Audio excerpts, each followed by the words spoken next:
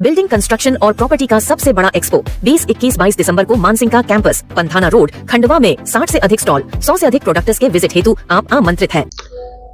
देखिए, खंडवा शहर के सराफा व्यवसायी कल्याण जैन और उनके पुत्र मिनिष जैन, आपको याद होगा कि कोरोना जो वैश्विक महामारी के तौर पे पूरे विश्व भर में अपनी लपेटे में लिया था, उसका फेज जो सेकंड था बड़ा दुखदायक था। उस दौरान ही दोनों बंधु जो जैन परिवार है, पिता पुत्र हैं, ये भी कोरोना के उस वक्त चपेटे में आ गए थे और उस वक्त इनका मई 22 की बात है। दोनों पिता पुत्र को हिंदुजा हार्ट अस्पताल में भर्ती कराया गया था, जहां उनका उपचार हुआ। बाद में फिर इनको आइडेंटिफाई करके प्रशासन द्वारा जिला चिकित्सालय में भर्ती कराया गया और लंबे टाइम तक इनका इलाज चला। अब चूंकि हिंदुजा हॉस्पिटल एक प्राइवेट हॉस्पिटल है, जहां पर इनको प्राथमिक तौर पर उस वक्त की जो परिस्थितियां थी कोरोना काल में, हम सब जानते हैं कि हॉस्पिटलों में कितना दबाव था। उन परिस्थितियों में इन दोनों पिता पुत्र का उपचार जो हिंदुजा हॉस्पिटल में हुआ था, तो उसमें इनको लगभग दोनों को 60,000 रुपए से अधिक का व्यय उस दौरान आया था। और चूंकि दोनों पिता पुत्र स्टार हेल्थ कंपनी से इंश्योर्ड थे, उनकी मेडिकल पॉलिसी थी, पॉलिसी के तहत वो दोनों पिता पुत्र उनके परिवार के लोग कवर थे। तो ऐसी स्थिति में जो उनका उपचार का व्यय हुआ था लगभग 60,000 रुपए दोनों का, वो उसका भुगतान का दायित्व बीमा कंपनी पर था।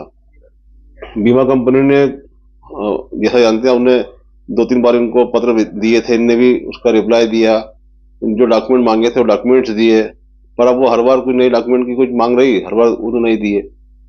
अब बाद में बीमा कंपनी के द्वारा लंबे समय तक कोई राशि प्रदाय नहीं की गई इनको क्लेम बाबा, जबकि केसलेस पॉलिसी में ट्रीटमेंट होना था उनका। तब इन्हें नोटिस दिया था मेरे माध्यम से बीमा कंपनी को। उसके उपरांत भी ना तो उनका कोई जवाब आया था, ना कोई राशि दी गई और ना कोई उनके द्वारा पत्र द्वारा कोई क्वेरी की गई। फिर इनके द्वारा न्यायालय में प्रकरण लगाया गया।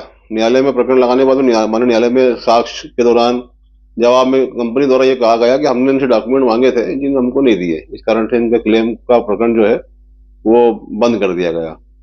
जबकि सत्यता यह है कि हमारे पक्षकार ने जो भी दस्तावेज थे वो मांगे जाने में दिए, इसका हमने उल्लेख भी किया। न्यायालय में जब हम पेश करेंगे तो वहां पर हम क्यों नहीं देंगे, ये उनका एक तथ्य था।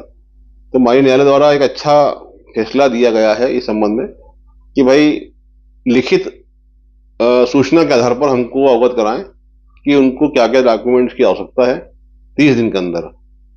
तब उनको हम जो डॉक्यूमेंट कराएंगे उनको उपलब्ध, उसके आधार पर उनको 30 दिन में उसका क्लेम को डिसाइड करना है। ऐसा एक अच्छा फैसला उपभोक्ता के पक्ष में माननीय फोरम उपभोक्ता आयोग द्वारा आज दिया गया है। इसकी पैरवी किसके द्वारा? मेरे द्वारा की गई, देवेंद्र सिंह यादव और मेरे साथी मौसम गढ़ द्वारा। और एक मामला और था जिसके बारे में पूछा था पहले, एक जैन साहब अपने रासायनिक खाद बीज के, अतुल कुमार जैन, एक्चुअल में क्या कंपनी के अधिकारी थे और इनकी ये परिवार को लेकर था कि इंदौर में एक मेरा डुप्लेक्स में मकान हो।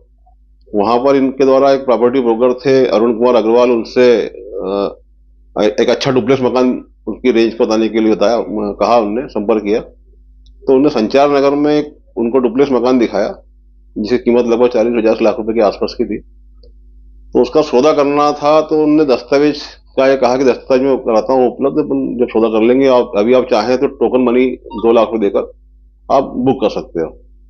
तो इन्होंने अपनी जो बैंक थी एक्सिस बैंक के, उसके माध्यम से लोन का प्रोसेस प्रारंभ किया, हाउस लोन का, और 2 लाख रुपए की व्यवस्था करके उन्होंने अरुण जैन के खाते में टोकन मनी के रूप में भेज दिए 2 दिन में। अब कुछ समय बाद में चूंकि इंदौर, वहां पर फ्लैट अपने जो मकान वगैरह है डुप्लेक्स की कीमत बढ़ती घटती रहती है, हो सकता है कि कहीं उनको लगा हो कि वो अच्छा ग्राहक मिला हो, तो उन्होंने इनका सौदा अधिक राशि की मांग करते हुए रद्द कर दिया, एक तरफा रद्द कर दिया। इन्हें भी कहा ठीक है भाई, मेरा जो पेमेंट आपने लिया मैं वापस कर दीजिए। तो उन्होंने 2 टुकड़ों में 1.5 लाख रुपए मात्र दिए, शेयर 50,000 रुपये नहीं दिए। अब नहीं दिए तो फिर इनके द्वारा मांग की गई, फिर मेरे माध्यम से नोटिस दिया गया। तो इनका रिप्लाई जो आया था वकील साहब का अपने वकील के माध्यम से कि 50,000 रुपये की राशि उनने उनके कर्मचारी की उपस्थिति में दे दी है नगद। तो हमने पुलिस में शिकायत करी इस बात की कि मतलब सारा लेन देन अभी तक जो भी हुआ है वो ऑनलाइन हुआ। हमने 2 लाख रुपए दिए तो इनको ऑनलाइन दिए, उन्होंने जो 1.5 लाख दिए उनको ऑनलाइन दिए। तो 50,000 रुपये के संबंध प्रमाण प्रस्तुत करे कि किस तारीख को, कब, कहाँ, किसके सामने दिए थे, कोई लिखा पढ़ा कुछ भी तो आप पेश करोगे। तो फिर पुलिस की कार्रवाई जब इंदौर में हुई तो वो थोड़ा सा उसमें स्वीकार करा उसने, और बाद में हमसे तय हुआ तो 50,000 की जगह फिर तय हुआ कि भाई 65,000 रुपये देना पड़ेगा, क्योंकि इतना आना जाना इंदौर पड़ा, पक्षकार को परेशान होना पड़ा, नोटिस देना पड़ा, ब्याज है, ये सब जोड़ जाड़ के हमने एक तय हुआ कि 65,000 में ये अपना पूरा मामला निपटेगा। 25,000 का उन्होंने हमको चेक दे दिया था, 40,000 रुपये ले गए थे। फिर वो बाकी 25,000 रुपये तो भाई चेक दिया आपने, मतलब आपकी पुरानी वाली बात जो है थी, हम नगद दे दी हो, तो फिर अपने आप में झूठी थी। ये सारे तथ्य न्यायालय के सामने आए। फिर उन्होंने उसको राशि जब नहीं दी तो फिर हमने केस लगाया। प्रकरण लगाने के बाद माननीय न्यायालय द्वारा आदेश पारित किया गया है कि 25,000 बकाया थे, वो 15,000 जो इनका आपका सेटलमेंट हुआ था वो, और प्लस 2,000 रुपये बाद में, 42,000 रुपये अगले 45 दिन में ये अरुण अग्रवाल जो प्रॉपर्टी ब्रोकर है इंदौर का, ये इसको अदा करेगा। इसमें अनैतिक व्यापार प्रथा का जो मामला होता है, सेवा में कमी का, ये इसको आधार लेकर परिवादी द्वारा प्रकरण लगाया गया था। इसकी पैरवी मैंने करी थी।